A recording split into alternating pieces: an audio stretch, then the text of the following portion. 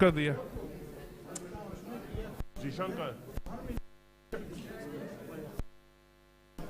जीशान तुम बंद है please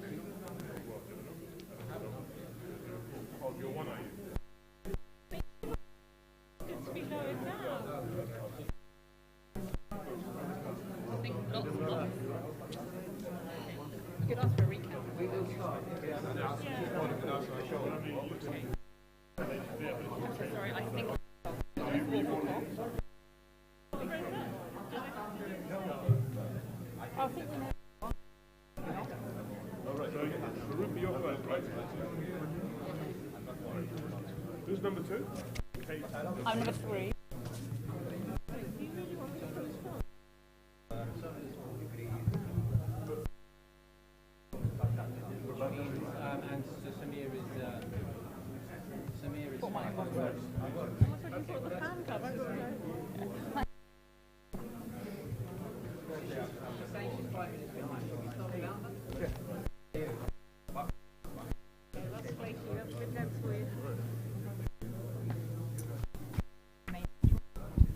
Hello.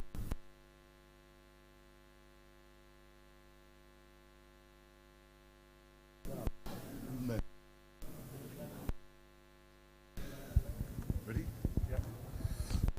If I could have your attention, please. Thank you very much. I'm Azad Hussain, Treasurer of Acton Mosque and also Chairman of Ealing Muslim Outreach. As is our tradition in the house of God, we start any program, we start in the name of God. So I'm going to ask our Imam to recite a quick, very small verse from the Holy Quran.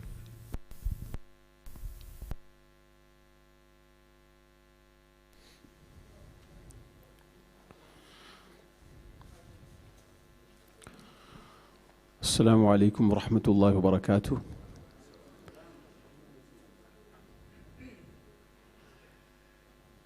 Peace be upon you and the mercy and the blessings of God. Good evening, ladies and gentlemen. أعوذ بالله من الشيطان الرجيم. بسم الله الرحمن الرحيم. إن الله يأمركم أن تؤدوا الأمانات إلى أهلها وإذا حكمتم بين الناس أن تحكموا بالعدل إن الله نعم ما يعظكم به إن الله كان سميعا بصيرا. يا أيها الذين آمنوا أطيعوا الله وأطيعوا الرسول وأولي الأمر منكم فإن تنازعتم في شيء فردوه إلى الله والرسول إن كنتم تؤمنون بالله واليوم الآخر ذلك خير وأحسن تأويلا. Surely Allah commands you to deliver trust to those entitled to them and that when you judge between people, judge with justice. Surely, excellent is the exhortation Allah gives you. Surely, Allah is all-hearing, all-seeing. O you who believe, obey Allah and obey the Messenger, peace be upon him, and those in authority among you. Then if you dispute about something, revert it back to Allah and the Messenger, peace be upon him. If you believe in Allah and the last day, that is good and the best of advices from God. Al-Quran. Shukran jazilan. Thank you very much. Okay, so today is our first. Thank you very much, Imam Siddiq. He's been with us for 21 years, so big service for the local community. This is our first ever hustings in the mosque, so forgive us if we go off track a little bit because we don't have too much experience in doing hustings. But I'd like to welcome all our esteemed guests for taking their time out on Saturday evening. If I can briefly introduce everyone who's on my panel here and the hustings. So to my right is Samir Al-Tudani. He hails from Iraq, but is now based in the UK and represents the Brexit Party. He holds a variety of law degrees and presently works as a legal business advisor, university lecturer, and also as a translator. To my immediate right is Gallant. He has been chairman of the Ealing Central and Acton Conservative since February 2015. He is a governor of the ARC Primary, artistic director of the Ealing Festival of Music, trust for Acton charities to families in the ancient borough of Acton. He is also a professional conductor and pianist and composer, so a keen eye on the arts. To my left is Dr. Kate Crossland. She's with the Green Party, a passionate Green campaigner, an active member of her local community. Kate is standing to bring the focus of this election to the true key issue, the climate emergency and ecological crisis. To her left is Dr. Rupa Huq. She's the Labour candidate, was born and raised in Ealing. She works as a columnist and academic as well as in her career in politics. She was formerly a lecturer in sociology at Kingston University. And joining us shortly will be our final panelist, which is Sonal Badiana. She's the Liberal Democrat candidate and has lived in Ealing for most of the last decade. She studied in Cambridge, King's College and the College of Europe. She now works in the charity sector where she's focused on climate change and animal welfare. So those are our guests. I have the worst microphones. I gave that myself. It's chopping out a bit. No, they have the right one. Okay. This is actually a better one, so see.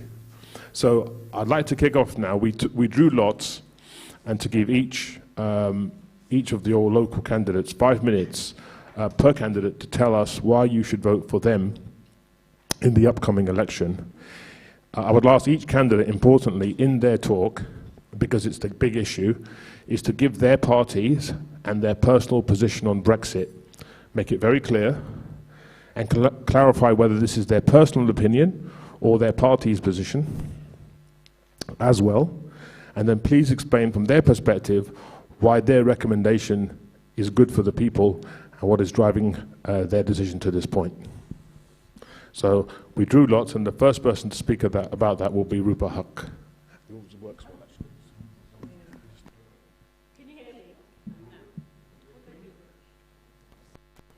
Testing. Yeah. Okay. Welcome everyone. I'm Rupa Huq. I've been Member of Parliament for Ealing Central and Acton twice, and I'm hoping to be again, inshallah, with your trust and faith placed in me. Look, I'm standing in this election on my record. So in that time, and I'm no stranger to Acton Mosque, to the in fact, at the last election, 2017, unexpected thing, it was Mr. Huck, no relation, Isaac Huck, who did my mother's janajah, because my mother passed away 2 weeks before polling day in 2017. So, you know, I have had intimate relations with this masjid for a long time.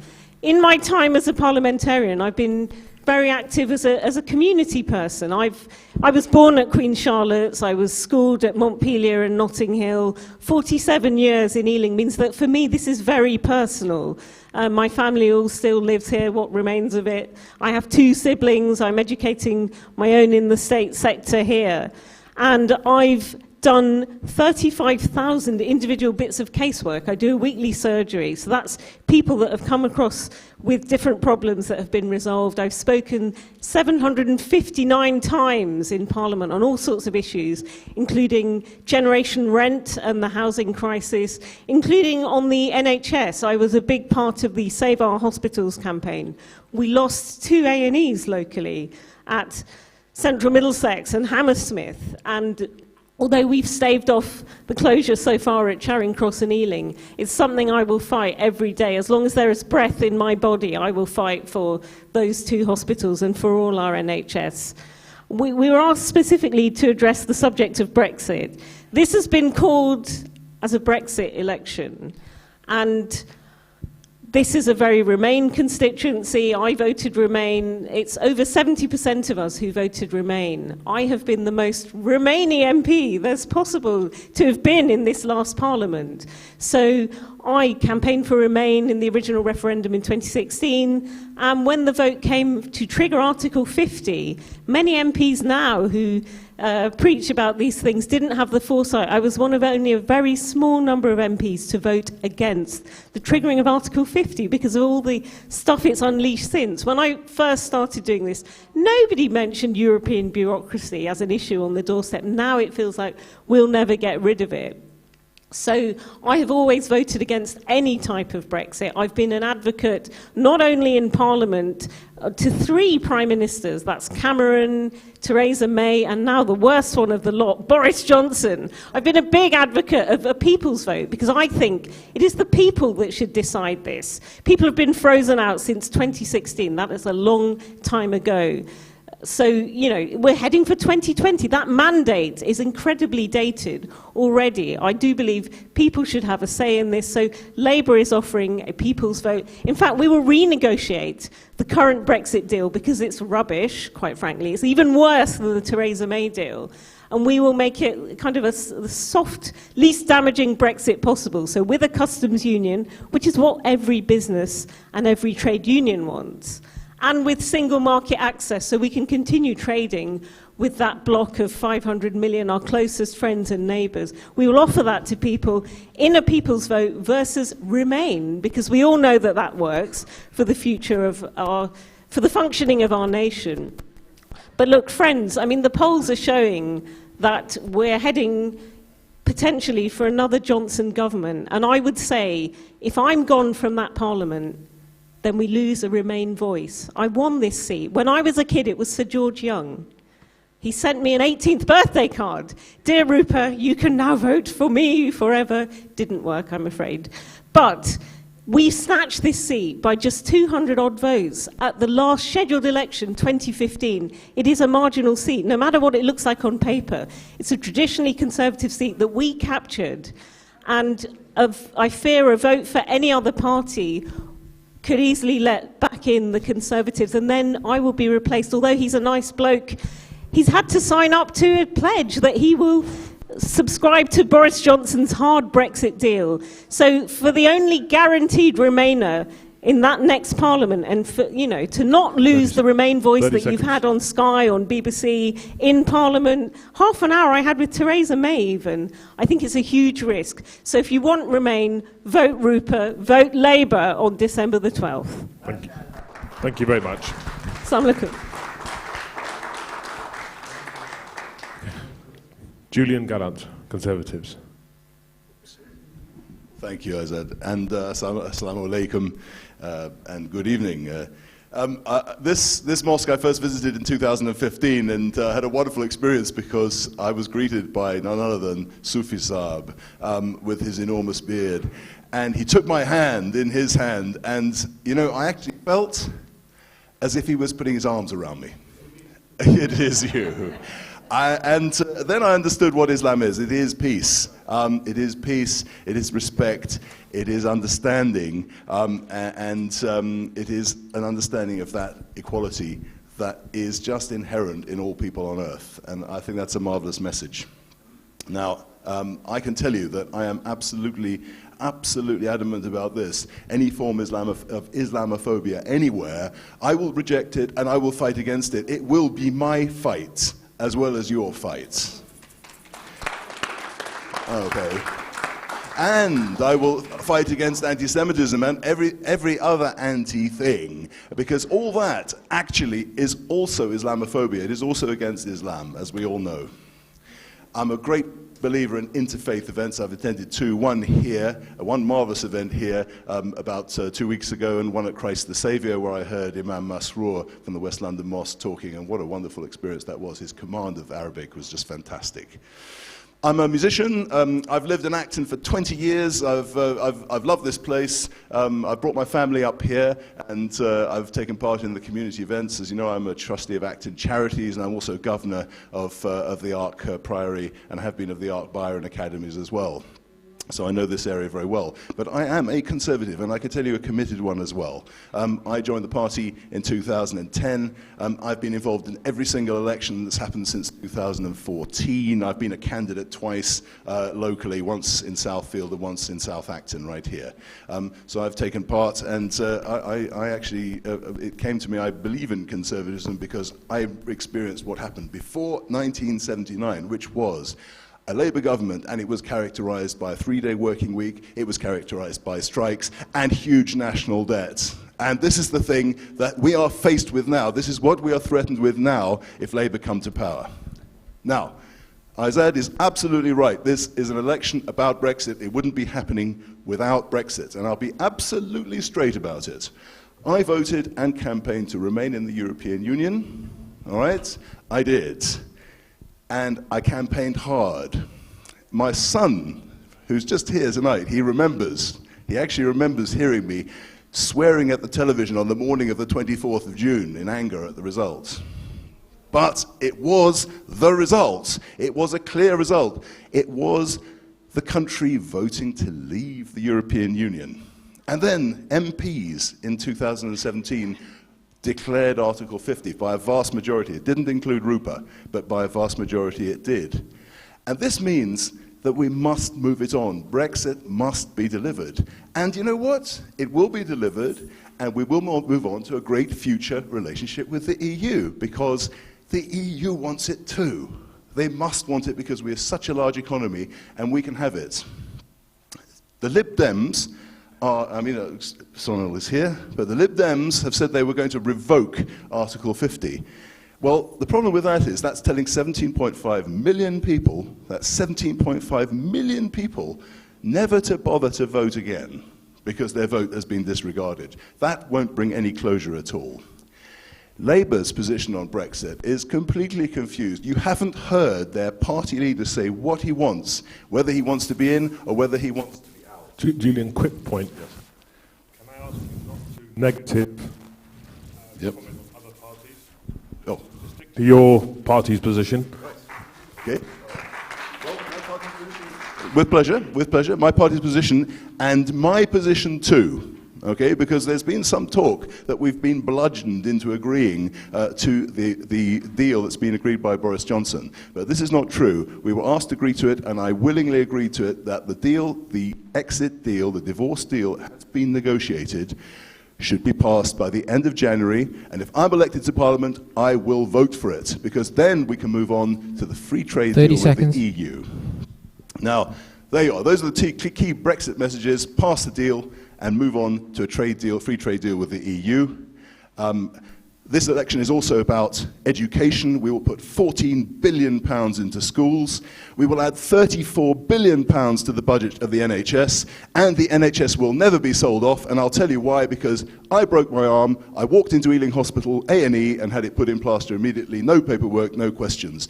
And I will fight for that to remain Time's up. a state service. Thank you. Thank you very much.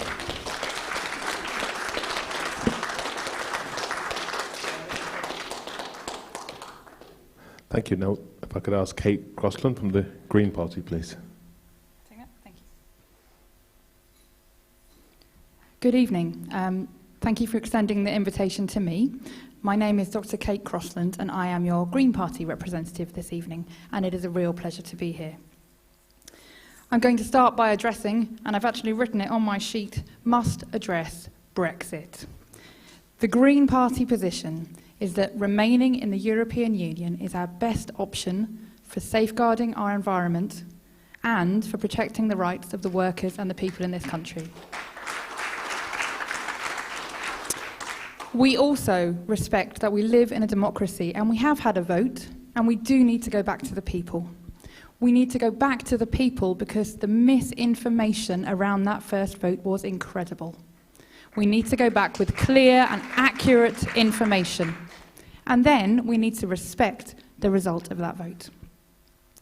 But I'm going to move on because I'm from the Green Party, and I'm really here to talk about the climate emergency that is facing our planet and what we need to all do about it.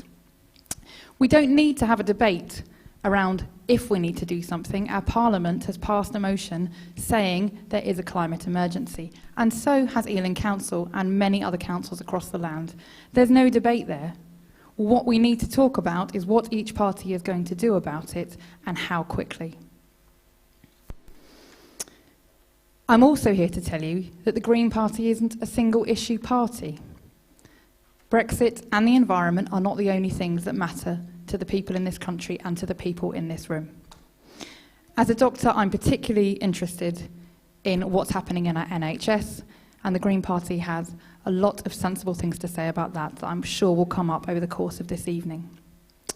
One thing I particularly want to say is that more recruitment is not the only way. We have to address why our staff are leaving and the poor levels of morale.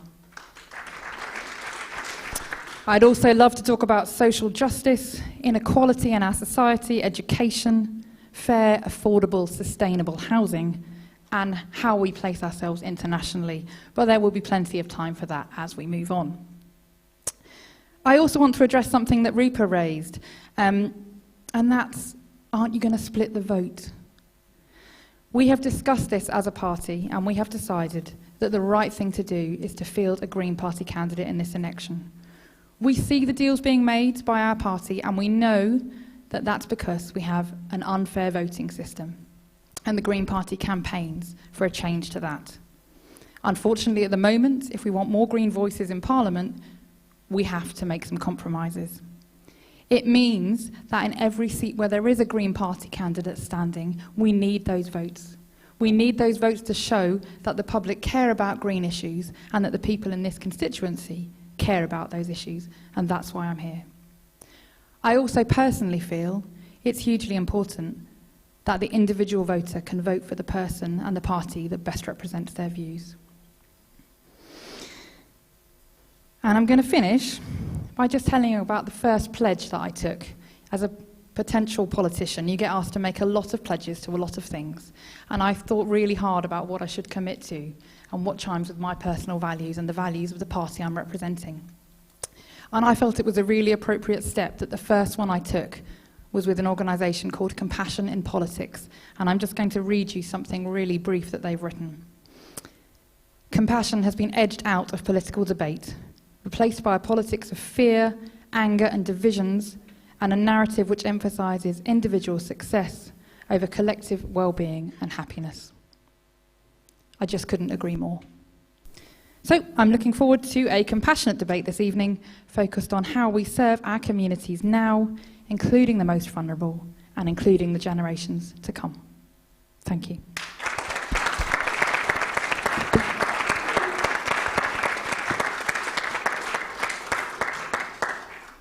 Thank you, Kate. I'll now hand it on to Samir Asudiani. Sonal. Oh, actually, I beg your pardon. You're right. So, welcome. She's with the Liberal Democrats. Sorry. Thank you, Azad. First of all, salam alaikum, and please accept my apologies for being late. I have a 2-year-old who was very, very upset that both Mama and Papa, who is in the back as well, were leaving tonight. And with 2-year-olds, it's very difficult to rationalize, but I'm very, very happy to be here tonight. Thank you. First of all, on top of that, I want to say thank you. Thank you very much for welcoming myself and the Liberal Democrats here tonight. And thank you also for the wonderful treasure hunt. Only a few weeks ago, I had a lot of fun and made new friends and learned a lot about the mosque and the history of the mosque and the history of Acton as well. And thank you, all of you, for greeting my colleague Jo last week at the Interfaith Awareness Week event. She left with a tummy full of samosas and a heart full of love, and she's very grateful. So thank you to all the aunties and sisters for looking after her. Thank you, Sidra. And thank you to Shams for organising tonight, and Azad for hosting, and for the mosque for looking after us. Since standing to be your MP, I have received nothing but compassion and kindness from your community, so it was very important for me to thank you tonight before I move on to politics. So today I'm with you to talk about Brexit, as we've been requested to do, of course, and the Liberal Democrats, and a little bit about me too. So I'm a local Ealing mum, as I've told you. My 2-year-old is falling asleep at the moment. I studied law at Cambridge University, history at King's College London, and European politics at the College of Europe. I'm a linguist. I am European through and through. I love freedom of movement. It benefits me and my family and all of us in every aspect of our lives. Naturally, when the referendum came, I was absolutely devastated by the result, as it runs against all of our liberal values. And it puts everything that we hold dear at risk, in my very honest opinion. Sorry, Julian. And that is why I am standing for the Liberal Democrats. We are a Remain party. Yes, we are unapologetic about that, and we are unequivocal in our message to stop Brexit. But we also support a people's vote, and we have done for many years. We have actually tabled 17 amendments in Parliament for a people's vote. The last one was unfortunately not supported by the Labour Party. I can be a Remain voice in a Remain party for this area. In the European elections only recently, we actually won in this constituency in Ealing Central and Acton. There's been an independent study. I understand you don't agree with an independent professor of politics at the University of Holloway. I understand that perhaps you don't agree with Labour councillors who were at the count who confirmed this, but it has been confirmed. We can win, and we can still have a Remain voice. With all due respect, you've been a wonderful MP, but you don't belong to a Remain party. And stopping Brexit, it's not just about the economic damage it could do.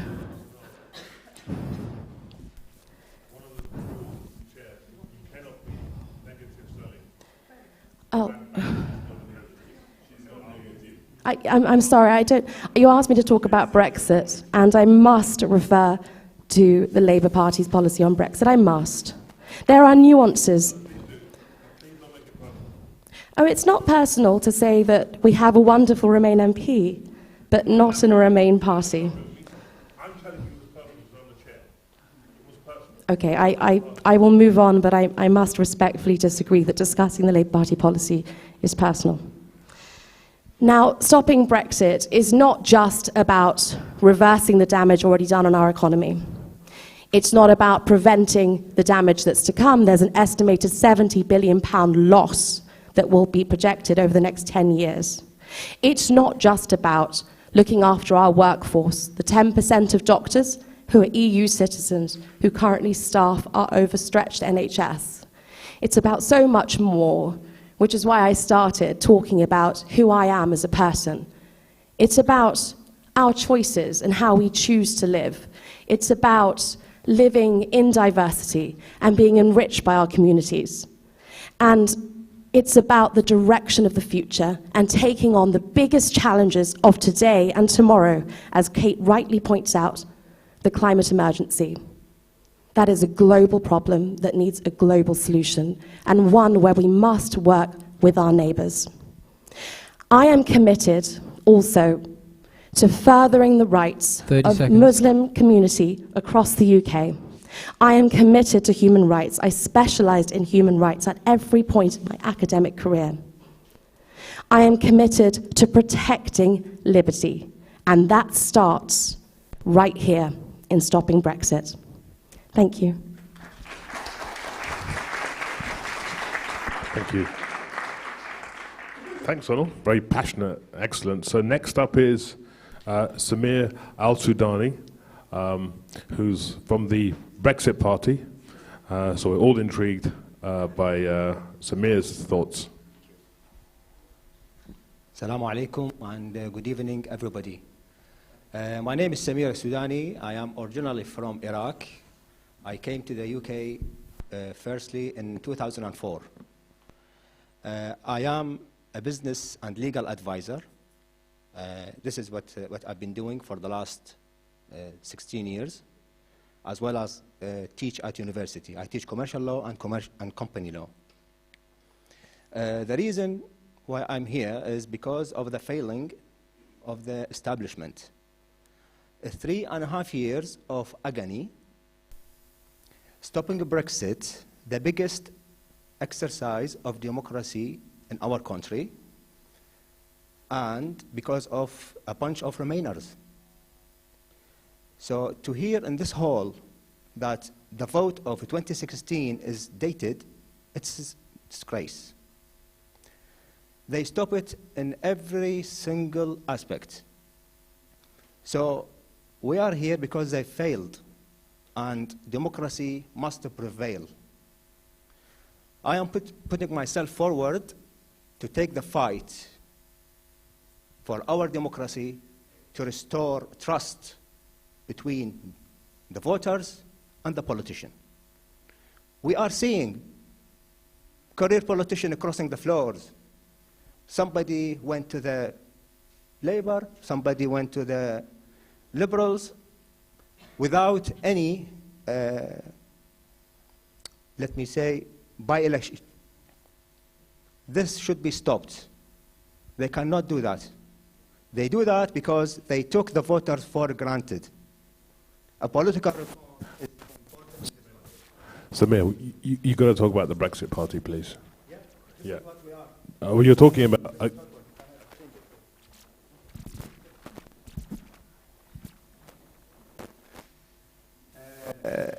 Brexit Party is exactly a revolution. We are a revolution leaders for this mess. However, the claim that Ealing Central and Acton voted to remain, I don't buy it, basically, because these people are isolating Ealing and Acton from the whole of the country. The country voted to leave. Simple as that. Secondly, I am putting myself forward not only to deliver a Brexit, but because I am seeing the area dying. Look at the high street. Tens of shops being closed. Look at the buses. Packed, absolutely packed. Look at the street around the corners. Rubbish being dumped. This is not acceptable. Somebody should do something. Plus, I am coming from business environment. I know what to do. I know how can I approach things. Young people, 36% unemployment. This is a disaster. I should do something for the young people, whether enroll in university or not. We have apprenticeship. I have internships. I have other opportunities for those who doesn't like to do anything, probably sport or any. I have vision. I can give something back to the community. Speaking about the NHS, this bargaining chip, I don't like to speak about NHS. Yes, it is overwhelmingly packed because of what? Because of the bad management and the open borders. It's called the NHS, National Health Service, not International Health Service. We have from everywhere coming here to take medication or take whatever. 30 seconds. So we need change. Let's deliver change to the area and change politics for good as well. Thank you so much.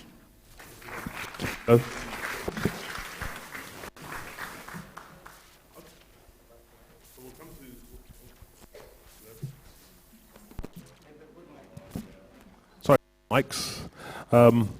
So format for tonight. The general format will be that a couple of questions. This is from the Muslim community because this is run by Ealing Outreach and also by Acton Mosque. So I have a couple of questions to kick off, and then we'll move on to questions from our guests, the audience. Yeah. So I have question number one, and this I don't have any particular order. So how about I'm going to start with right, and for the second question, right to left. Okay, fair? That's fair? Okay, okay. This is a thoughtful question. No more than 1 or 2 minutes per answer, please. This is an important question, particularly because we're in a mosque. Do you believe that Islamic values and British values are compatible? And do you believe Islamophobia has grown significantly in the past decade?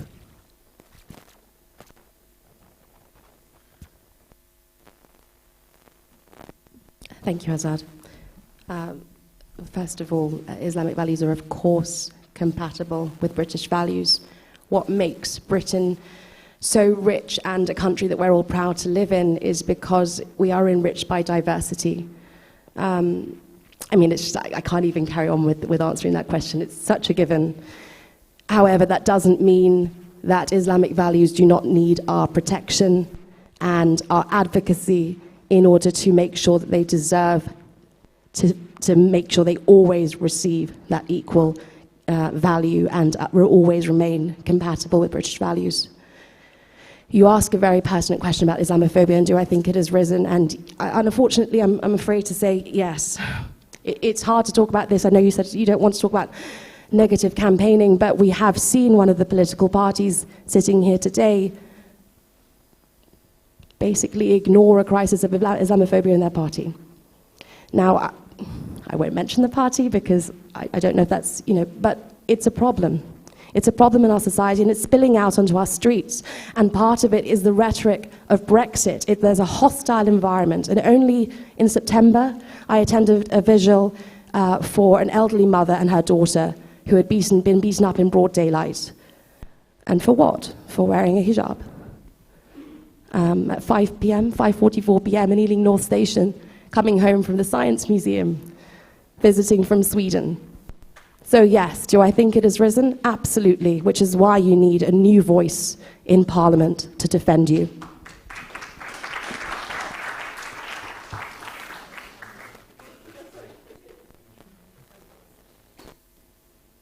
Is it working? Okay, yes, so your question, first of all, Islamic values, of course, are fundamentally the same as and intrinsically linked to British values. So things like zakat, charity, that all Muslims must give, that's a British value. Things like respect for the family, respect for elders, those are very fundamentally Islamic values that are British values. But it is worrying, friends, that in an age where we've seen cruel austerity, sometimes it is faith communities that have been picking up the pieces. So things like the food banks, which have mushroomed all over this country, have come from the Trussell Trust, and there are Muslim food banks as well. There's one in Brent. Things like the Ealing Winter Night Church's Shelter, the soup kitchen we have in Ealing, those are all faith communities, filling in the gaps where that should be state provision as well. Governments have neglected our communities in many ways. The second one was about Islamophobia. The answer is yes. So Ealing Racial Equality Council monitors these statistics. Post-Brexit, there's been a huge rise. People feel emboldened. People feel disinhibited. Things that they were maybe thinking before. All types of hate crime have gone up. Anti-Semitism, Islamophobia, homophobic attacks, transphobia, those things have all gone up. And it's a shameful thing that we have a Prime Minister who stokes and fans those flames of prejudice and hatred with columns on women looking like letterboxes and the bank robbers. That led to a 400% increase just that week in Islamophobic attacks. I, as a Muslim, are subject to them all the time. I don't necessarily advertise mine, but I have had death threats from people. I just heard that my 2017 one has been bound over in a maximum secure facility. So, I mean, yeah, I see it in my inbox. It's sad but true, and we need a government that will take these things seriously. And it's... Small adjunct, it is Labour governments that have created all the equalities legislation that we have in this country. From Roy Jenkins when he was Home Secretary. When my parents came, it was legal to say no dogs, no blacks, no Irish. Now it's not because of Labour.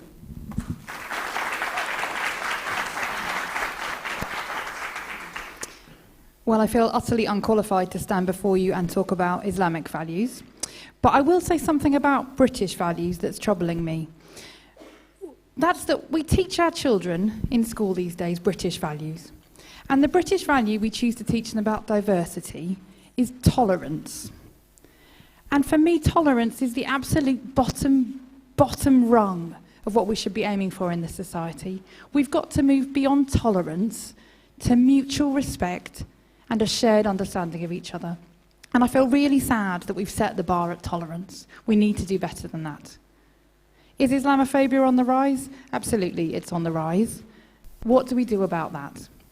We've got to look at the hostile environment. It's utterly unacceptable how we're treating immigrants in this country. And what's particularly unacceptable is the language we're using about other people, or the othering of people in our society. We need to think about the language that the press uses, and we need to think about the language that people in power use and the impact that has on our society.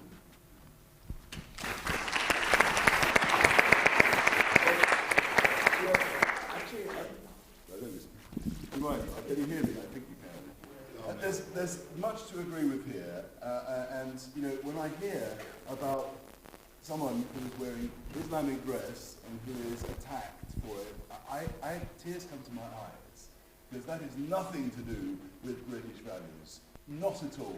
In fact, British values of understanding, tolerance and acceptance and celebration of diversity are right there. And Imam Masroor, actually, from West Ealing, he said to me, and it's extraordinary, he said he thought that Britain had become more of an Islamic society than many Islamic countries because of that tolerance and that understanding. So there's no room for any complacency. Islamophobia exists. I don't think it's got anything to do with party. I think it's got to do with fear and a lack of understanding of the other person.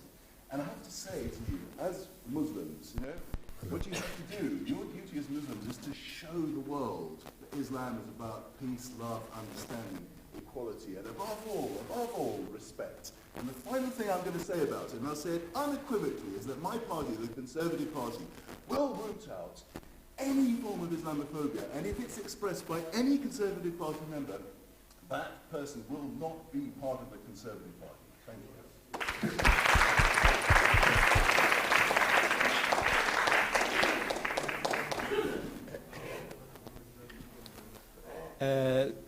The problem is profound. From employment to school bullying to all aspects of life, unfortunately. However, these behaviors coming from very tiny minority. Yes, it is affecting the victims of abuse or bullying, but in general, we as a British very well integrated and very well contributing to the society. We have businesses, we have shops, we have livelihood here. Our children goes together with other children into school. But we need to raise awareness Okay, so let me, if you could have a seat. So let me now, as chair, then put it to each of you, and you'll know your party's position on this. Would you support the APPG? APPG, for those of you who don't know, is a committee inside the government that it's all parties, and they sit around, drink tea, have chats, and figure something out that's right for the public. And they sat down and they agreed on a definition of Islamophobia. Unfortunately, Julian, the government rejected it, but the other parties accepted it. But you don't represent the government personally, so I'd like to just understand, in this room tonight, can we start from the right? Will you support the APBG definition of Islamophobia, which is, Islamophobia is rooted in racism and is a type of racism that targets expressions of Muslimness or perceived Muslimness. Would you agree to that definition? Julian? I want to make it clear, Islamophobia is a sickness, and I am absolutely against it, and my whole party is against it. But the APPG, I'll come to the APPG statement, it's out there. It has been put out by the APPG. It is not being put out as a complete, binding, global definition of Islamophobia. It needs more research and more construction before it can become a universal definition. So that's the only reason. I am absolutely against Islamophobia, and so is my party. Okay. Thank you. I had the pleasure of having a look at some of the pledges before we came tonight, and I've already said that I support that definition.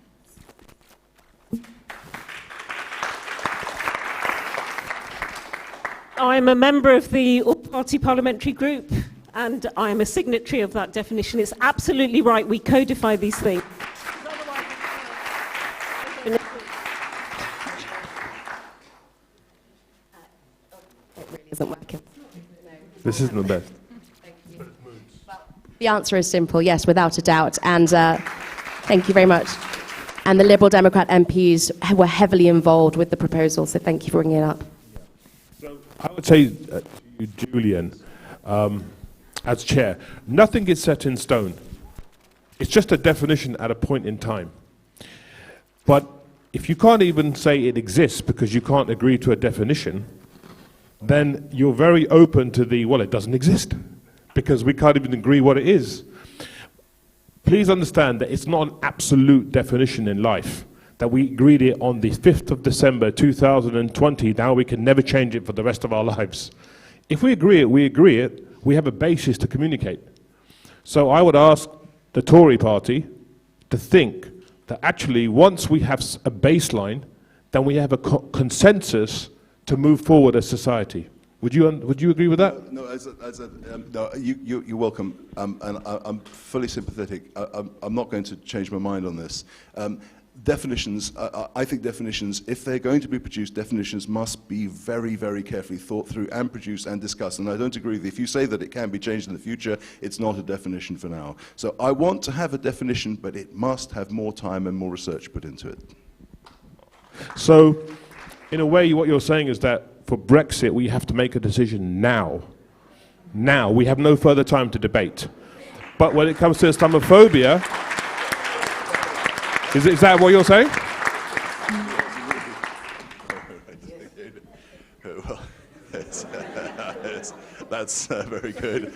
I said I think you should be standing for Parliament. But, no, of course. I mean, Brexit has been debated for a long time. Before the vote in 2016, there was a lot of debate. For the last 3 years, there's been a lot of debate. Brexit requires action. It requires it now. And we will pass that divorce arrangement by the end of January. We are going to do that. Thank you very much. So we'll move on to the... thank you very much, actually. That was a colourful debate, I thought, which is fun. And I'd like to move on to questions from the audience now. So if anyone's got any questions, please do put your hand up. The gentleman here. We've got a microphone. Can you say your name, please, and the question? Peace be upon you all. Peace be upon you all. My name is Mohammed Farah. I live in Acton, and I'm a Remainer. One thing, whether it is a question or advice, Mr. Sudani, with due respect, I don't think me and you will be here if the Brexit Party was in power. That's for one thing. Yeah, I don't think so. For Mr. Gallant, your leader refused to apologize when Julian Gallant, Mr. Boris Johnson, no matter how charming he is, he's stuck with his prejudice, and he refused to apologize for the letterbox women. So that you have to carry that message to him. I'm a Remainer and will remain Remainer. I would like to take a message. I would like you to take a message to your party headquarters. The message is, my community, Somali community, Somalia, has experienced many colonial powers, British colony, Somaliland, and Italian Somaliland. And we all came here during the Civil War. And the problem here is that some of us are supporting certain groups back home. We would like every party to be neutral about Somalia, to support economically and the development for peace, but not to support one side or the other. 70 MPs, mainly Labour supporters. Can you make it a question, please? Okay. We would like... Okay, I'll make my voice clear. We would like MPs who has been elected not to interfere Somali politics and elections in Somalia. Okay.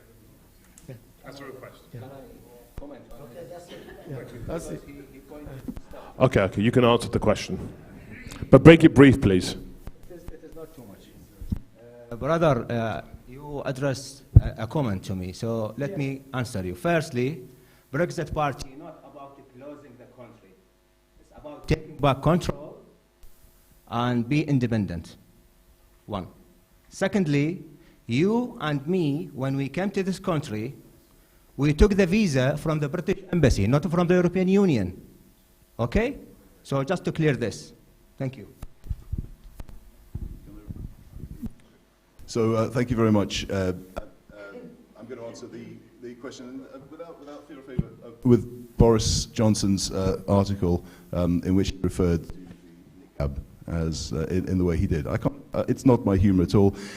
And the Prime Minister has actually said he really did not try to cause offence with that article. Now, it's one thing to complain about that, but you must then read on in that article and see that he defends absolutely the right to wear Islamic dress. And he defends it passionately, and he will continue to do so. With regard to the Somali community, I must say the Somali community is much older than you think. There's been a Somali community in the UK since the late 19th century. It's a fabulously rich and diverse community, and a lot of people, of course, came over during the Civil War. Somalia is a place of unbelievable horror and difficulty.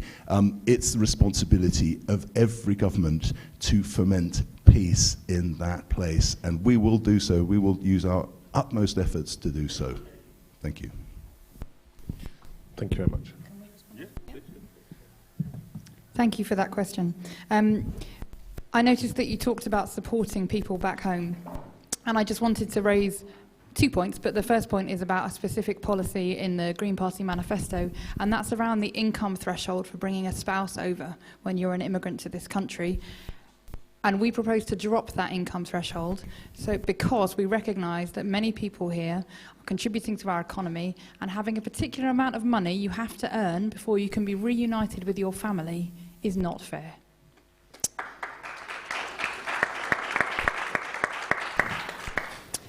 I also want to take your point about our relationship as a country with the rest of the world, and we have a policy in the Green Party manifesto around increasing the proportion of money we spend on international aid. But for me, more importantly, uncoupling that aid payment from requirements around trade and from requirements around defence. It should be aid to the countries in the most need, not aid to the countries that we most need the favours of.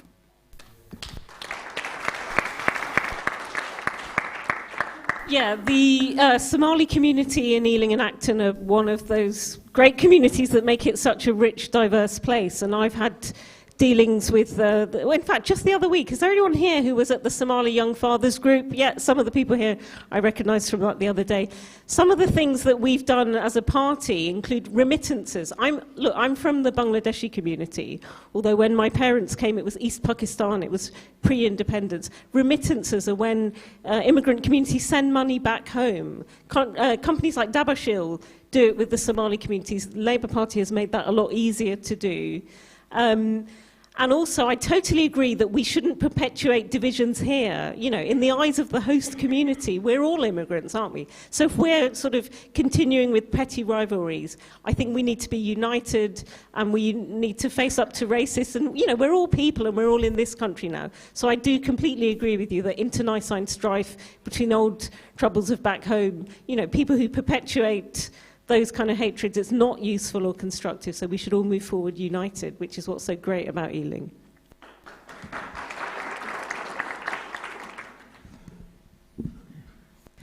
Thank you, Mohammed, for your question. And first of all, I just wanted to say I completely agree with you about the fact that if the, tides were changing, people like you and I, we wouldn't be here. I'm the daughter of a refugee. My father came here, worked 4 jobs from Kenya and sent money home, exactly like my colleagues here have been talking about. And that is why I strongly oppose Brexit, because of the values that it attacks. But moving on to the very important point about Somalia. Now, the Liberal Democrats, we're clear that our position should be one of brokering peace, of promoting democracy and creating peace between communities and helping that process, never hindering. So I hope that that provides you with some reassurance. Thank you.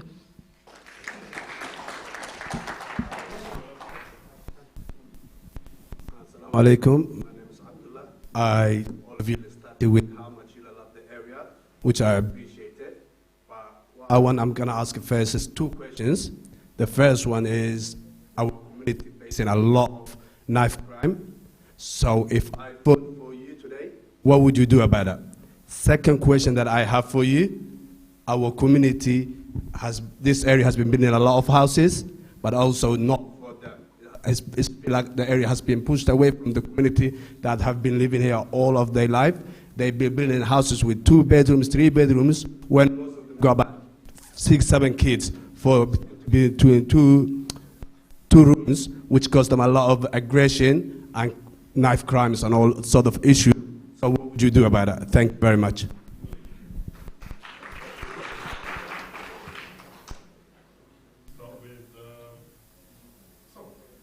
think I've already been first, Asad. Yeah. Okay. Thank you very much for your question. Yes, it's an absolutely extraordinary thing. Where we perhaps thought knife crime wasn't a problem here, it is. On the 24th of September, there was a fatal stabbing on the Uxbridge Road. And just 2 nights ago, there was a fatal stabbing on East Churchfield Road. It is a very serious problem. And it is a problem that perhaps some of us thought was something to do with the drugs trade. But in fact, it's now down to silly, petty grievances and feuds and so on. So, knife crime is a major problem. The Conservative Party is going to put 20,000 more police officers on the streets of Britain. Okay? And we are going to do that, and we are going to make sure, and if I'm elected as MP, I'm going to make sure that we have our fair share of those police officers in Ealing.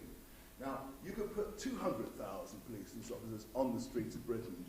If you don't have a process of education, a policy of education to go with it, it's not going to work.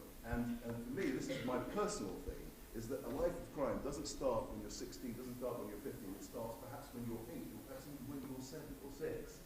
And that's where we need to put in the work into education. You asked about housing, all right? You asked about housing, and I agree. There are far too many flats of social housing, and far too many flats that are too small. And one thing that I'm very much against personally, and I will act against it, is the construction of large towers with small flats, because we don't feel that's the right place to put them.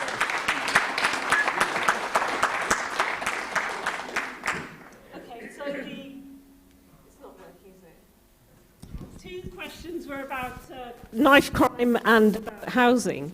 So knife crime, you're absolutely right that it's something that's massively on the rise.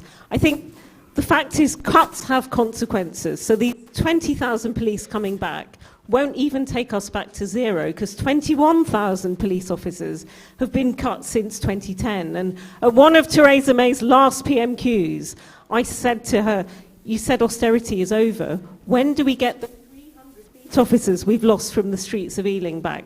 And she gave some figure about I'm putting X million back, which is like throwing a couple of crumbs back when you've, cut the whole lot. So, I mean, it's not just police numbers as well, the whole infrastructure that goes with them. We only have one police front desk in the borough of Ealing now, here in Acton. So if you're in somewhere like Southall on the west, or even Ealing Broadway, the centre of Ealing has lost its front police counter, and that's something I've been campaigning against. Cuts all consequences. And then also, it's not just the police numbers on their own, but what about youth services? They've been cut. Mental health services, they've been cut. When are those going to be compensated? London Borough of Ealing has had 64% cut since 2010. That means there's 36p in every pound they used to have. That is why you have a fortnightly bin collection, weekly collection, all that. Nobody came into politics to do these cuts, but we have a very clever central government that defrays all these cuts onto local government, and particularly Labour authorities, so then people blame the local Labour Party when, they're very clever the way that they displace these cuts. Housing, I agree that gentrification is a worry. The old income multiple, 3 times or 3.5 times for a couple, you could get a mortgage. That's impossible now for any property investment, even on an MP's salary. So, where did the root of this happen? With the Thatcher government selling off of the council houses. Council houses were meant to be for people on low and modest incomes. Those were then sold off from 1979 onwards. The stock was never replenished. So Labour will have a massive council housing policy of appropriate homes, and I'm also dead against any inappropriate development, densification. My entire academic career, 4 books I wrote before all this, and my maiden speech was all this.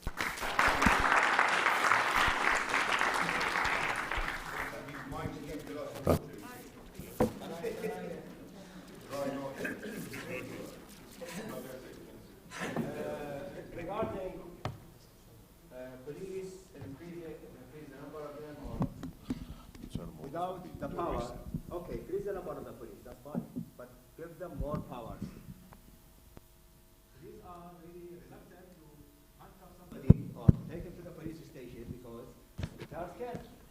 Human rights or racist, loads of accusations, they will be in trouble. So give them more power. As regarding to housing, unfortunately the council here doing the regeneration, but they look only for a profit.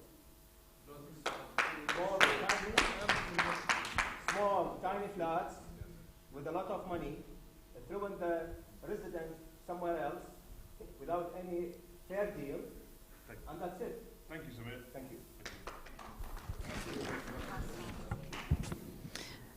Thank you for those 2 great questions. And thanks to Rupert and Julian for meaning that I don't have to talk about the police down, police up issue. What I would like to talk about, actually, is what those police officers are doing, because I'm afraid I have to disagree that I think they need more powers. I think many people in this room...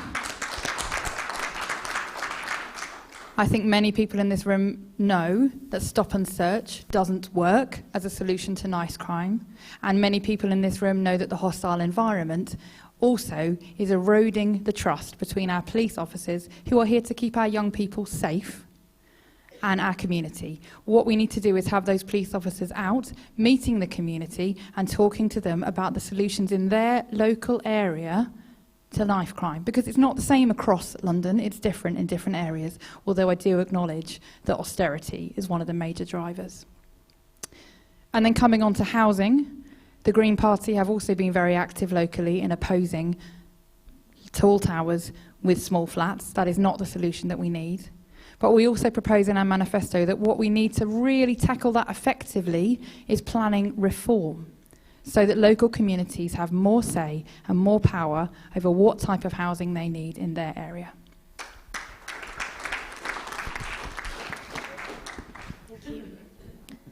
Abdullah, thank you for these two important questions.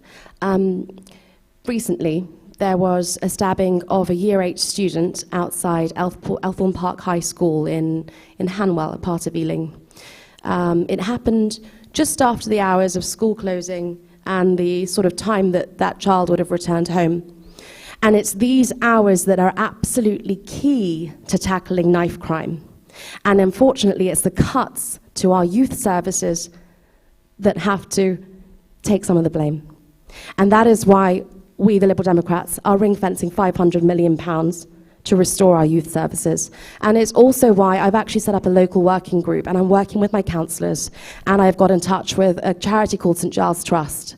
And basically, St Giles Trust send people out into the community that understand knife crime, that have perhaps actually been perpetrators of knife crime, to work with the problem in the local area. Because every local area, as Kate points out, needs a local holistic solution. And that's also why we're going to take a public health-based approach to this.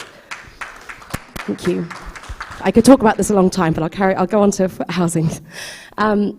So, first of all, I understand that temporary accommodation and shelters are not a place for anyone to be in. My parents have actually themselves got 3 shelters for the homeless, where I spent 5 years working.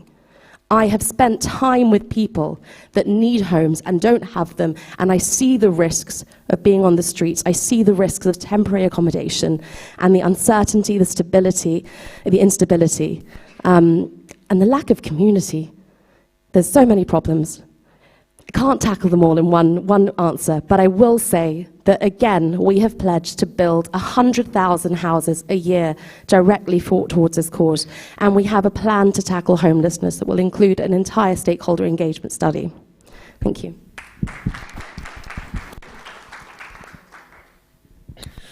From an outreach perspective, you can't also ignore the fact that one of the main reasons behind violence is absence of male role model for youth. So we would say, from a religious perspective or a family perspective, the strength of the father or the elder man in the house is very important for setting a values and discipline on the youth. So I would just generally say, to not so much to the party people here, but really to the public, that don't just ask your politicians. Also, look at your lives. Try to build strong role models for the youth to look up to.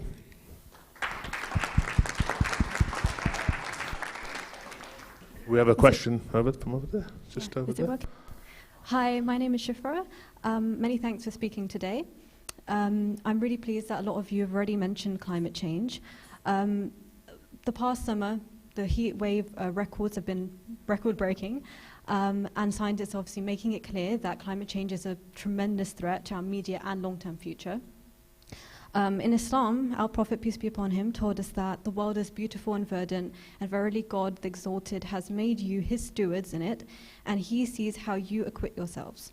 So I'd like to ask all of you today, if elected as our local MP, what action will you take to tackle climate change in our local area? And how will you contribute to the UK's target to reach net zero emissions? Thank you. Thanks very much. So it was mentioned that our Parliament has declared that we are in a climate emergency. Actually, that was a motion put down by the Labour Party. Since the government lost its majority, lots of weird stuff goes on, so they whip their MPs not to turn up and vote. So it happened actually by default, because it was a Labour motion, which obviously I was part of as well. But look, what are we doing locally? So locally, big issue, Heathrow expansion. I mean, all of us live in the flight path, and we have to deal with, it's the biggest emitter of CO2 in the whole of Europe.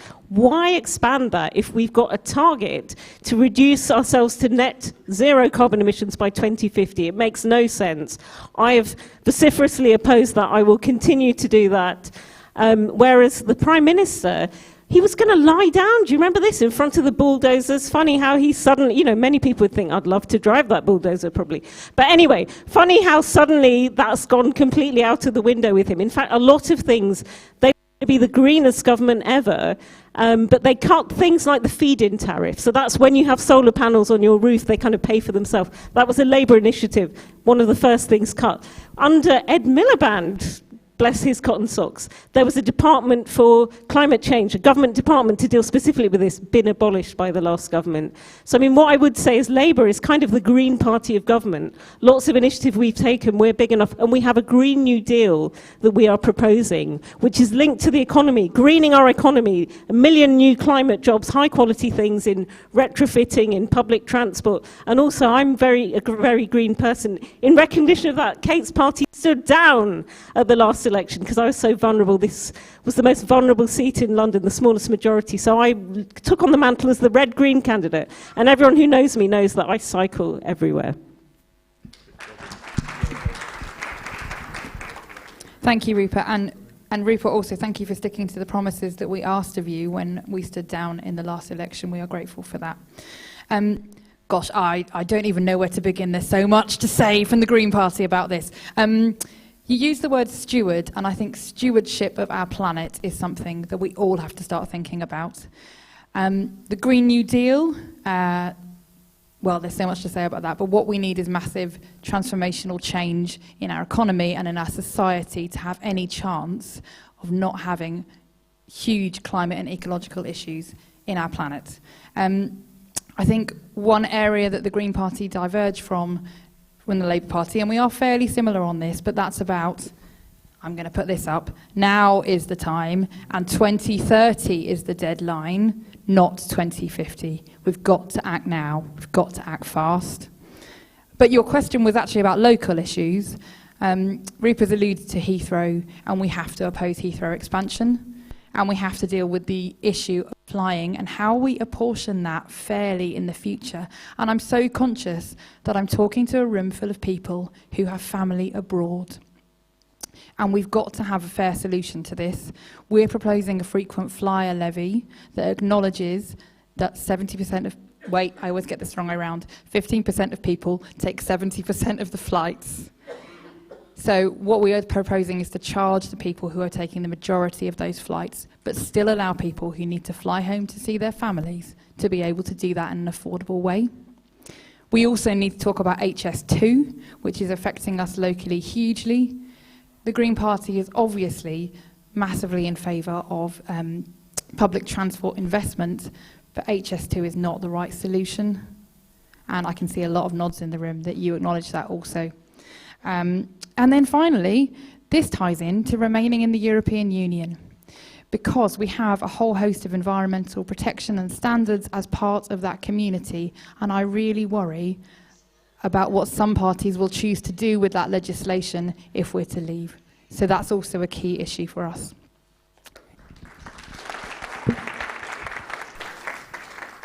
Yes, thank you, Shafira. That's the wonderful words of the Prophet, peace be upon him. Do you have it in Arabic? Do you have it in Arabic as well? Arabic. Well, I would love to hear that because the poetry is so powerful. The Arabic poetry is so powerful. Thank you. Yes, well, Green, I am absolutely, and this is one of the things, in fact, one of the many things I agree with Rupert on. I'm absolutely against Heathrow expansion, and you're a bit clear about it. I'm absolutely clear that Heathrow should not be expanded. And that's because of the pollution from noise, that's because of the pollution from particulate pollution, that's because of the great disturbance at the surface level in the development that would be necessary, and a great many other things. And the current plans as they are do not provide for nearly enough public transport to service the expansion of the airport, and I'm against it. And I'm also going to fight very hard to stop, and this is what people don't know about, that in 2022, new flight paths are planned. A curved approach is planned, bringing in flights from the United States to allow for more flights to come in from the United States. And that is going to directly affect us and affect our lives in Ealing and Acton and the whole of West London. So we're very much against that expansion and also the flight paths, the increase in flight paths planned in 2022. Now, locally, we can do a great deal of things. We can facilitate, for example, as one of my favourite things, facilitate the car charging points so that we really encourage people to get electric cars. Electric cars will become much more affordable as charging becomes much easier. And I really do believe that is the future as we move towards probably a time when car ownership is a thing of the past. and I believe that will come as well. Ultimately, we will save our world, I believe, not through wild demonstrations and disruptive demonstrations, which can cause harm to people and don't really prove much. I believe we're going to save our world and make it a green world through advances in science and technology, and that's why the Conservative Party is going to increase the number of green jobs and put great investment into developing green technology. Thank you.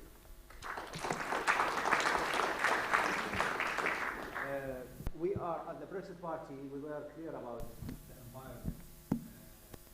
Firstly, scrapping the HS2, because it's waste of money and will spoil the environment. Secondly, we pledge to plant millions of trees across the country.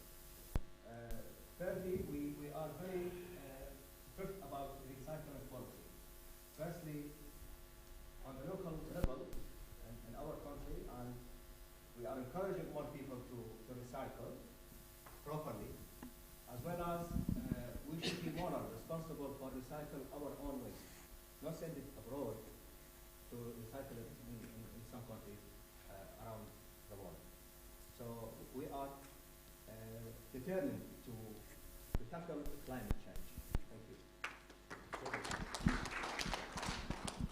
Thank you, Shifra, for your important question. It's an issue that's very close to my heart. It's what I spend my career, I say current because I'm hoping to be elected MP, fighting. I work for a charity and I advise the UK government on how we can best tackle climate change and also how we can, in doing so, improve animal welfare standards across the world. Now, one of the things that we should be doing locally is, for example, individually cutting plastics out of all of our lives. Now, something that I have actually been doing with the UK government is on this, bringing in extended producer responsibility, bringing in the deposit return scheme. However, they're not doing it fast enough, and the Liberal Democrats are clear about that. We need action now. We are staring down the barrel of a gun. It's not good enough to bring it in 3 or 4 years' time. We need it now. Now, in terms of more locally, affordable housing, we spoke about that. But what about the fact that they should be carbon neutral? By 2021, we pledge to have all new homes as carbon neutral. We are going to invest in electricity and make sure that 80% of our electricity by 2030 is renewable. And we will end fuel poverty by 2025. These are not just pledges, they are costed pledges. We are so dedicated to this, and locally, I can assure you, our councillors are fighting from the front. Councillor Gary Malcolm introduced a climate emergency motion, and it was passed unanimously by the council. And as a result, councillors will now be looking at proposals that they come up with and looking at the impact on the climate. Thank you.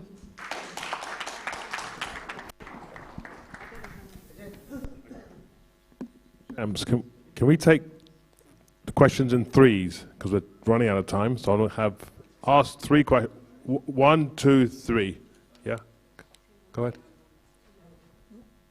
Hi, my name is Uba, and I just wanted to ask you guys, as our local MPs, what would you guys do for schools? Because I'm a student. For what? For schools, education. I'm going to...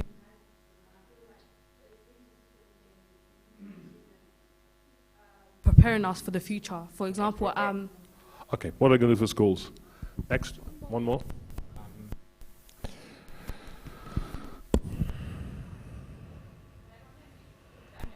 So just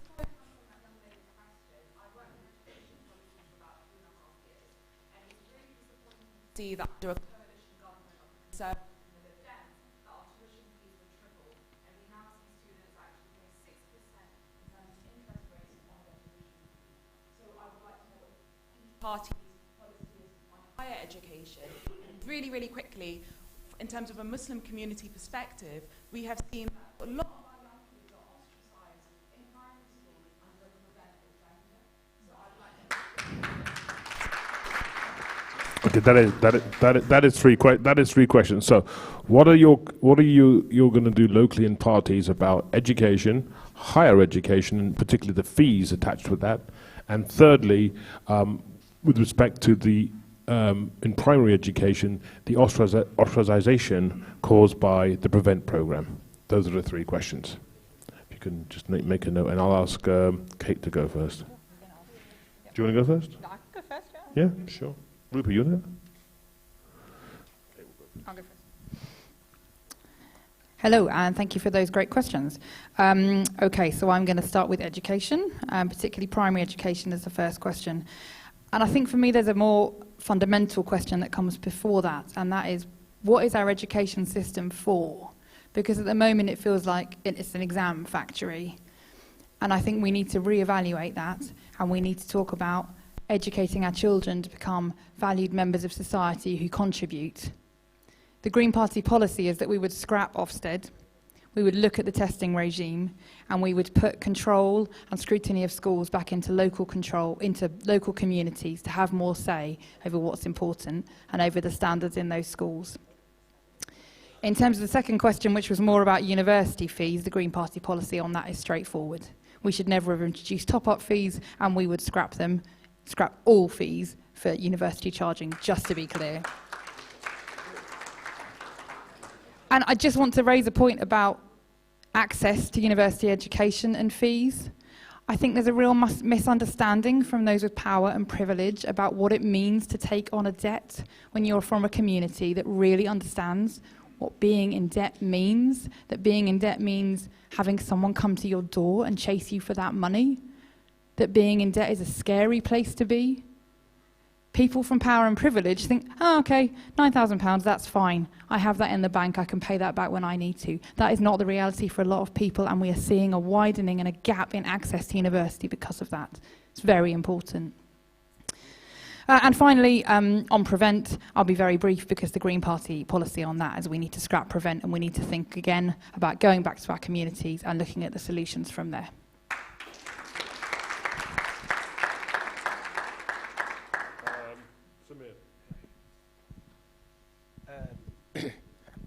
The main policy for young generation is to scrap interest rate. It's 6%. It's just a burden when a young lad or lass leaving university with a debt nearly £45,000. This is unfair. So we are against the interest rate, which is at the moment 6%. As with regard to tuition fee, we are not going to spray the cash like the others, because this is not going to happen. We are pro reduce the tuition fee or cap it. Thank you. And what about Prevent? You know what Prevent is? Prevent? Yeah. I didn't get that question. Yeah. What's your thoughts about the policy Prevent? You don't know much about it? Prevent? No, you don't know. Not really, no. I didn't understand. That's fine. You don't know. Julia? Yep. All right. So, education.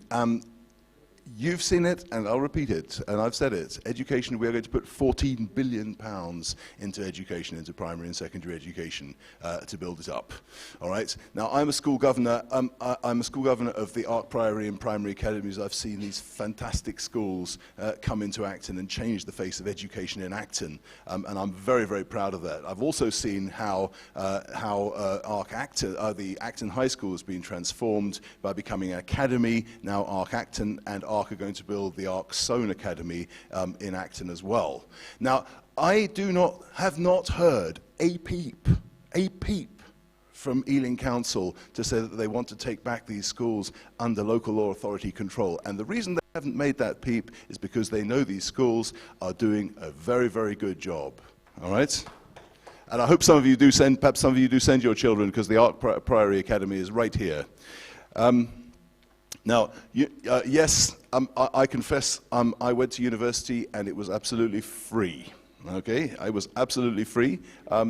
I was very lucky, okay? I was very lucky, and didn't get any maintenance grant, but other people did, and there were very generous grants for maintenance as well. Now, that was the luck of people who were growing up in the 1980s, but the country could not sustain that, and if you remember, it was a Labour government who brought in tuition fees, okay, for the first time, and they started at 3,000, and they went up to 9,000 very quickly, and every university classified itself at charging 9,000, all right? So yes, okay. Yes. Students have to borrow money to go to university. It's regrettable. They come out of university with debt, and that is, I find that personally very regrettable. But we're going to build up the economy so when they come out, they're going to come out having great jobs, and they'll be able to, in their lives, repay that debt. All right? And the prevention program, as far as I'm concerned, it is constantly under review, and I'm absolutely not qualified to talk to you about it right now. Thank you. Yeah, so like Julian, I also had a completely free education at university and even as far as PhD level. And when I taught, I had a lifetime in higher education teaching there until I was elected in 2015. The first fees were only a couple of thousand, but then they were tripled to 9,000 a year under the coalition government. And so in the same way as they were going to revoke tuition fees, the Liberal Democrat Party were going to revoke tuition fees, and then look what happened. So they're crippling levels now. So we are under new management in the Labour Party, and our policy now is to completely abolish tuition fees. We will do that on day one. A Labour government will do that. On wider schools, the question was also about school education. I was lucky to have benefited from Montpelier Primary School and Notting Hill Girls' School, both in Ealing Central and Acton. We're going to introduce something called a National Education Service. So like we have a National Health Service from cradle to grave, envy of the world, we want to do that with education. You can even do lifelong learning. You can drop in and drop out at any age. So that's our policy on education. On prevent, so if people don't know what this is, this was originally called Preventing Violent Extremism. Again, when I was a university academic, we were told to try and spot who were the dodgy Muslims in our class and dob them into the police. It's been completely framed in the wrong terms. Because if we're deconstructing those words, violent extremism, that could include the far right. Why is it that people like that are not targeted? I've spoken about this many times in committee. You know, the fascists, the people that murdered my friend, Joe Cox, you know, why are they not included in this PVE program? So yeah, I think our policy at the moment is for a review of prevent. I'm on the APPG for actually universities, for students, and for these issues. I've spoken in committee many times, and I advocate a review, if not, you know, ultimately junking this discredited program. Thank you. I'll first address the coalition fees question because I understand that that's quite pointed at me. No, I don't mean it badly. I just mean like, no, I'm okay. Anyway, my point is that I would like to also apologise. I think the leader at the time, Nick Clegg, has apologised. Joe Swinson has apologised. We're not going to stand here as the Conservative Party do and try to justify what happened. It shouldn't have happened, and we've moved on, and we're sorry. I'm sorry to the students. I was at university at the time. I'm sorry to the students that came in the year below me and were affected. It was a disgrace, and we've moved on. Our party has moved on to other issues, and we are sorry. So please accept our apology. In terms of maintenance grants, for example, we would be bringing those straight back in. Moving on to early years education. Our party recognises how pivotal that is to the development of every single child, and that every child should be able to benefit from that. So that's why we're going to introduce free childcare from 9 months of age. So every child with working parents have the opportunity to go and receive that education. We're also going to triple the early years premium, so children with extra needs get the help that they need.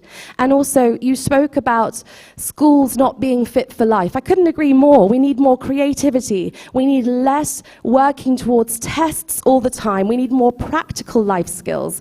And we need children to be able to breathe. We need to take the pressure off teachers. So we're going to also bring straight away in a salary increase for teachers' starting salaries, because we have to look at retention. We can't have good schools without good teachers.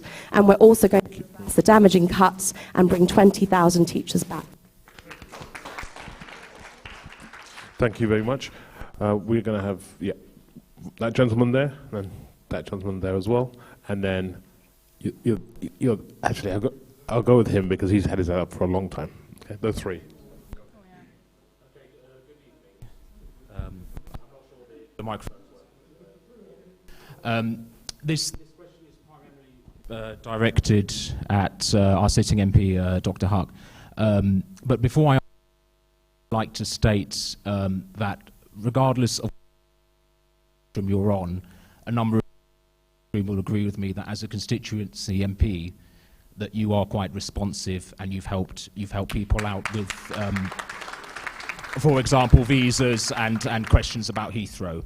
But my question is this: I have Polish ancestry, and there is a large Polish community in Ealing and Acton, as we all know, and it was quite upsetting, indeed quite frightening for me to see John McDonnell posing underneath the hammer and sickle when my grandfather and a number of made Acton their home after the war were sent to gulags under that flag, when millions were killed under that flag, and now we have the second largest party in this country.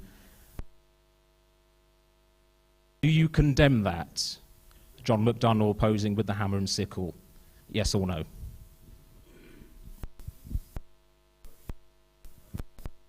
Second question.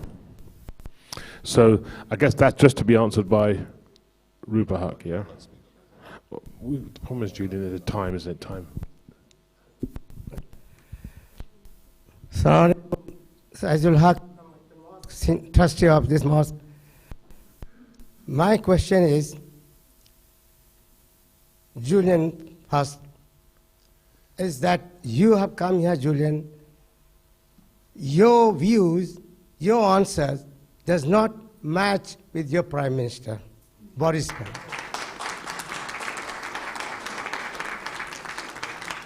I mean, you said you support the people here in Asian, especially Muslim and all that. He insulted the girl letter. It was pointed out to him in the House of Parliament. He did not apologize. Secondly, he misled the Queen. He was convicted in the High Court in Scotland. He was saying that he misled her and he was convicted. It was, the jury disagreed and even said that he misled the Queen. And I can say that because I've been here from childhood in this country. A Prime Minister have been insulted, thrown eggs and tomatoes on Prime Minister in this country. Okay? So you're saying you support it will not happen, but you cannot only stand and say that this will not happen. It is God up to your leader as well. Secondly, I've said to Brexit here, Samir, your leader at one time, there was a debate 3 years ago. Uncle, can you shorten the question, please? Yes, and sir. yours was way too long as well. All Just right, make your question and in 10 seconds, I'm please. coming to it. And he said clearly that white will be treated first before any nationality. And the First Minister of Scotland said no. First come, first some. So how you're supporting us? Okay, so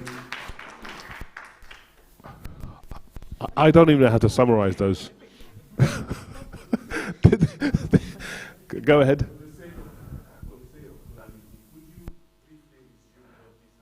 Okay, I would say the first question was directed to Rupa Huq. Is she with or against the statement of someone standing underneath a hammer and sickle flag?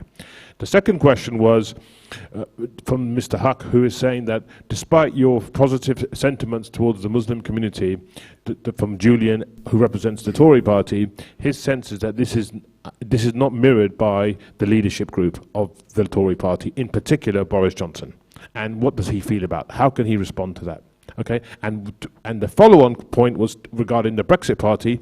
First come, first serve. No, it's whites first. So really, it's effectively, I can't say the words I'm chair, but effectively it's a prejudiced party against certain races. So how can he expect our support? That's the second. And then yeah.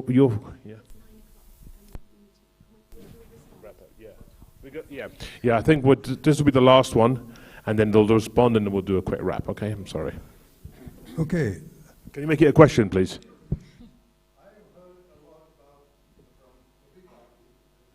Of all the parties, about national.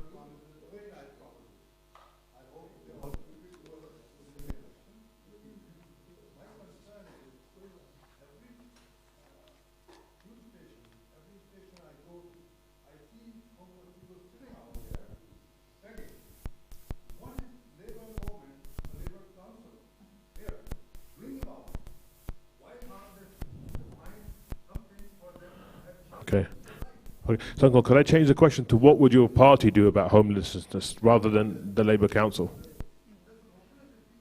Sure. Sure. Final question. Good evening. I just basically wanted to find... Yeah, sorry. Good evening. Short questions. The first one is not the Parliament, for EU Parliament, for I don't know how many years. He hasn't been You can have one question, not three. Three? One? No, okay. no, one. Okay, so I just want to know what the main issues are in the main key issues of the manifestos of the parties, please. Thank you. Okay. Okay, I think... Wow. Very briefly, can you respond to the point from the Polish gentleman about your views around the picture under the hammer and sickle?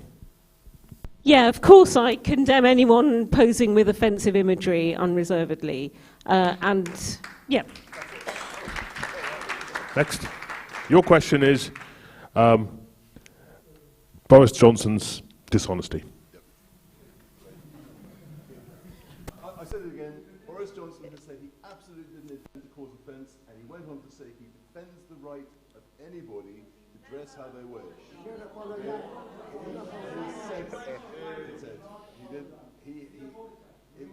Well, I don't agree it was racist. I'm sorry, very brief. I don't agree it was racist language. He threats it, and he said that he has right to it. Sorry, that's it. And your other question, so your other question about seeing the Queen. The Queen was asked for a prorogation of Parliament to prepare a Queen's speech, which is a perfectly legal thing to do.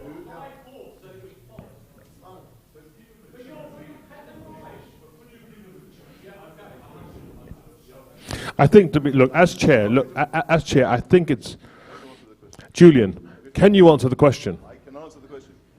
The Queen was asked for a prorogation of Parliament to prepare a Queen's speech.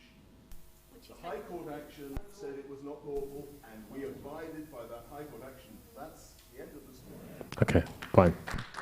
Now, could we talk about your one addressed to you about effectively policies of your party? So, the question about Nigel, he said a comment as white first. Yes, it was about the treatment. He said, no, only white first, then the rest. And the Prime Minister, First Minister of Scotland said, that's wrong. You have to do first come, first serve. I will answer my view. Firstly, I haven't heard the comments. If you could send it to me by email, I will be happy, first. Secondly, I condemn anybody in the party speaking in this language, even if he was the leader. I don't care. For me, as a candidate, yes, I represent a party, but I don't represent ideology for somebody. I represent my Britishness, to take my country back, take control back, being independent from the European Union. I hope I answered your question. That's good. Thank you. Now I think we'll go, starting with Sonal, about the homeless problem. As I said, this is an issue that's close to my heart. My mother was a refugee. She was thrown out of Uganda by Idi Amin, came to this country. There were 10 of them with one suitcase and with nothing, and they were welcomed to this country with open arms, given coats, given a home. No one should be sleeping rough on the streets. It is freezing cold out there, and it is just not acceptable in this country. It is not acceptable that the UN had to send a special rapporteur to the UK to address poverty in this country. Sorry. So you're not answering the question. You're just telling us that homelessness is bad. No, I'm getting there, Azad, if you give me a second. We've got short time for everyone. Thank you, Azad. Our party will tackle homelessness and end rough sleeping within the 5 years of Parliament. We will immediately publish a cross-Whitehall paper to find out the ways that we can do this. Included in this is tackling mental health and treating mental health equally with physical health, cutting waiting times, making sure that mental health is given the treatment it deserves. There are a lot of approaches to homelessness, and I can't, I'm sorry, Azad, say them all in 1 minute, which is why I talk about the issue more broadly. But I can guarantee you that I'm committed to this, having worked in the sector for 5 years. Thank you. Kate. Thank you. The Green Party also would like to see investment in mental health, and I know someone raised that issue in the room earlier as being particularly important to the young people. And it's something that we do need cross-party working on, absolutely. And we also need to look at local causes. As Sunil says, there are a variety of approaches. One that I'd like to mention particularly is the Housing First initiative, which is the idea that you provide housing for someone on the streets first, and once they've got that secure housing, then you can start to address the causes for why that person became homeless. And I think, obviously, when we're talking about homelessness, we need to be talking about universal credit and the harms that that has caused. Yeah, I think I'll stop there in the interest of time.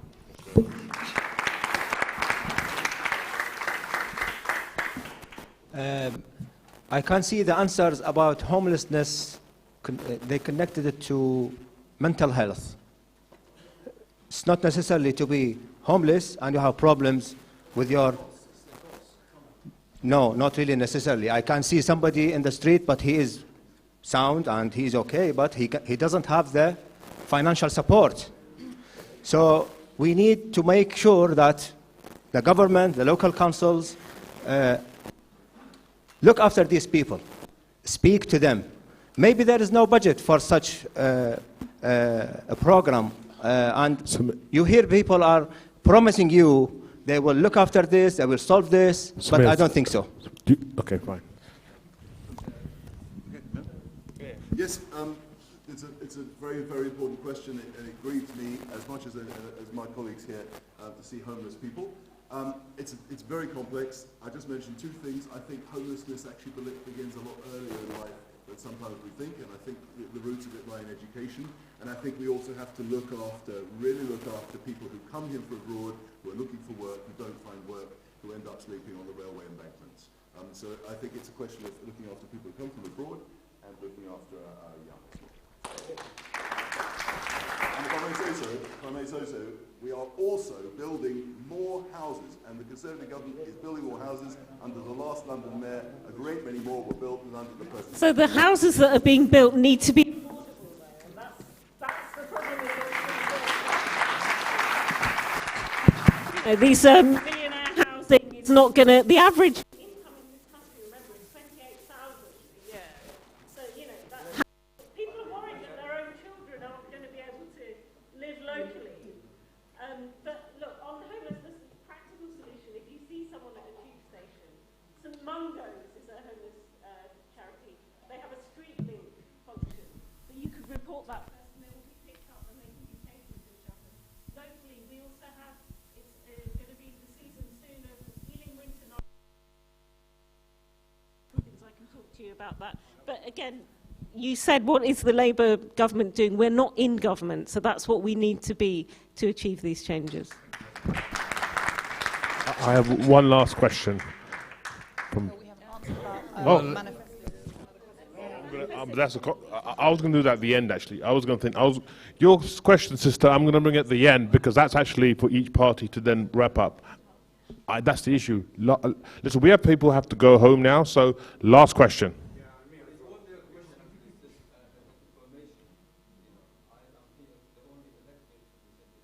Here, the reason why I'm not joining you is because I'm the mayor of Ealing.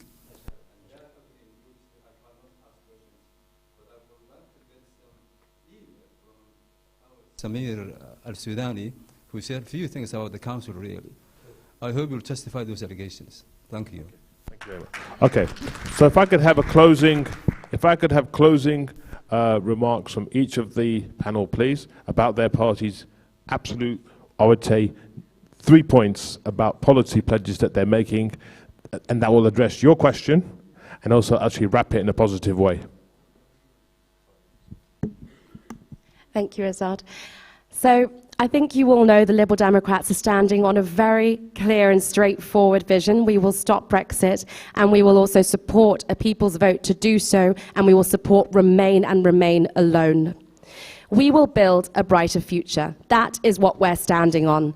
With the £50 billion saved from not going down this road, this damaging economic turmoil of Brexit, we will invest back into our infrastructure, in our schools, into our economy, into bringing police officers back, into bringing more teachers out, into retaining staff, into keeping our NHS alive, into helping our NHS have a future and not be so stretched at the seams. So please, the Liberal Democrats can win in Ealing Central and Acton with everyone's help. We can have another Remain voice, but this time in a Remain party. Thank you. Okay, so 3 points. This could be the last election we have to save our planet. It is existential. So we are offering, as I say, we're the Green Party of government. We're offering a Green New Deal by 2030 is our aspiration. That's 20 years earlier than the government. This is being framed as a Brexit election. I would say Remain with the Remainer. You know, rather than risking anything else, why don't we reflect what Ealing Central and Acton did and Remain with the Remain? We'll offer everyone a people's vote, because this has been hijacked by politicians. They've not sorted this out. So you need the final say versus Remain. And third point, Labour is the party that created the NHS in the first place. It was seen as a crazy socialist idea in 1948 to give everyone free healthcare at the point of need. We will give it the funding it needs. 26 billion will only take it up, actually, to the level it should have been at 2010. We've seen savage cuts from this lot. So we will invest in all our public services, schools, hospitals, police, the numbers of police we've been robbed. Let's do this.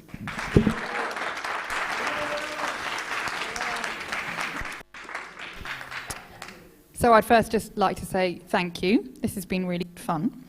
I'd like to start by, you asked me to say something positive, so I'm going to talk about what we are united here on the panel about. We are united on the fact that we need to address the question of Brexit. We need to move on from talking about it and start talking about some other stuff. And we have all spoken about, in various different ways, the climate emergency. We are united on that.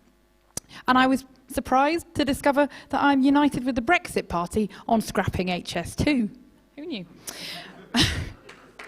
Where we differ is on our approach and on our sense of urgency. And there was a question about our manifesto. And of course, the Green Party manifesto is very clear on exactly what we need to do about the climate emergency. We need investment in transition to a Green New Deal. And we have been honest that we need to borrow to be able to achieve that quickly enough. We need to talk about carbon taxing. We need to talk about frequent flyer levies. We need to talk about bus travel that works for people. And we need to do it by 2030. And just to conclude, I'd like you to consider the Green Party as a party who understands that threats to economic, social and environmental well-being are part of the same connected problem, and that we can address those together.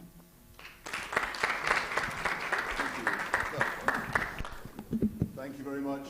Thank you very much, Azad, for chairing this so spectacularly well. And thank you very much to my colleagues. I've much enjoyed tonight and listened to you, and I find there's lots of points of agreement as well.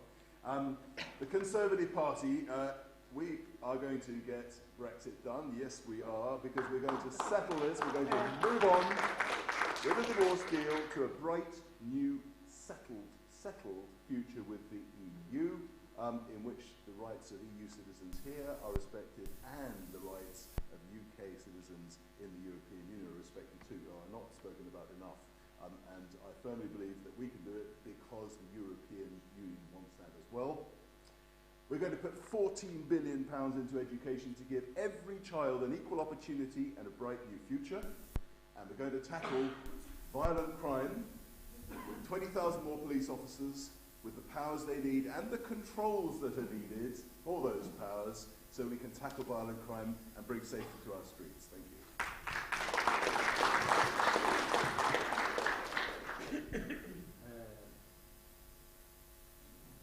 I would like to ask you what kind of allegation I mean. You want to have a child? I don't mind. The council making a profit out of it. I didn't say the council. I said the blood is built for profit. developer or the council, I don't know. So we will Samir, can you carry that offline, please, and make your 3 points? No, I understand, but please make your 3 points.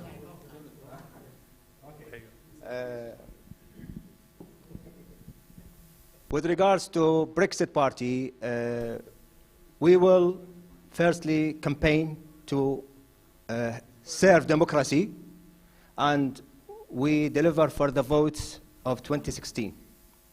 Secondly, Brexit Party not about shutting down the country. Never ever. It's the opposite. It's about going global, going open our hearts and arms to the, for example, the Commonwealth. We left them behind. The global economy is 85% outside the EU zone. So as a business point of view, I don't see any logic to keep yourself tied to 15% of the global economy. Let us go competitive. Let's go global. There are lots of opportunity out there. Let's live in prosperity. We will bring jobs. We will bring change to the constituency. Trust us. Lend us your support. Hope is coming. Thank you so much.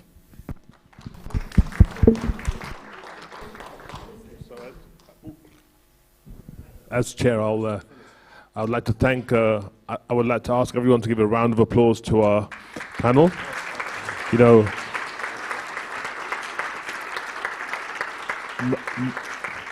most of the panel do have children and families at home, so they've given up their Saturday evenings for this, and we are very, very grateful. And speaking on behalf of the mosque, first of all, it's great to see so much colour in the mosque. What I mean by that is people from different backgrounds, different faiths, different walks of life. It's wonderful. Point number one. Point number two, this is called the definition of integration. So next time someone tells you Muslims don't integrate, remember this event, and how in this event we all sat down and we spent some time together learning each other's issues, sharing common issues, and that's the definition of integration. So that should hopefully put that in your mind. And thirdly, to the Muslims, please, please learn to vote. We don't vote. As a group, we are 45% voters. The country is at 67% voting. So please understand your democratic position and start learning how to vote. If you know anyone who's a Muslim, please ask them to vote, because the facts are that this community is very apathetic and doesn't vote and doesn't understand its position in the democratic process. Thank you very much, everybody.